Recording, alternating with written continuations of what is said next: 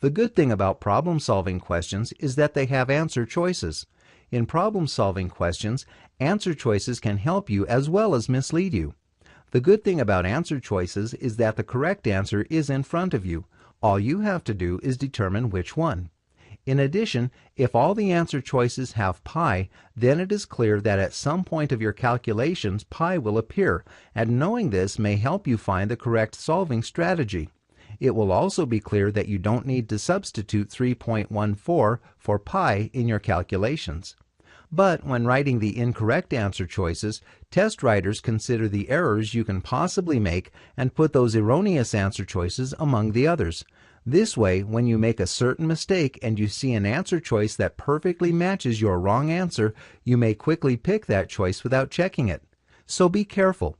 If your answer matches one of the answer choices, still try to check your answer, as this similarity may not be due to your outstanding solving ability, but due to the test writer's outstanding ability to predict your mistake. To not be misled by the answer choices, follow these simple rules. A. Do as many practice problems as possible. B.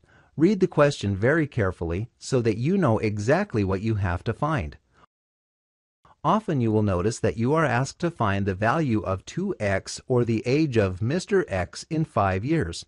For such questions, be very careful, as wrong answer choices will most likely contain the value of just x, not 2x, or Mr. X's current age. Many test takers will correctly solve x or Mr. X's current age, but forget to do the final step and multiply that x by 2 or add 5 years to Mr. X's age. Instead, they pick one of the wrong answer choices kindly provided by test writers. However, a correct approach to these questions can help you eliminate some answer choices in case you don't know how to solve the problem. For example, if you are asked to find the value of 2x and answer choices look the following way, then the chances are that the correct answer is 14 or 16. This is because test writers attempt to lure you away by including the value of x instead of 2x in the answer choices. And as you can see, 14 and 16 are 7 times 2 and 8 times 2 respectively, so it is very likely that 7 and 8 are those trap answers developed for test takers who are not very careful. The choice with 25 is probably wrong because there is no 12.5 in answer choices, and test writers are not likely to miss a wonderful opportunity of including the value of x among the answer choices. This approach can help for this kind of question, but only use it when you have no idea what the answer is, or when you are left with like 10 questions and 5 minutes and you do not have time to actually solve them all.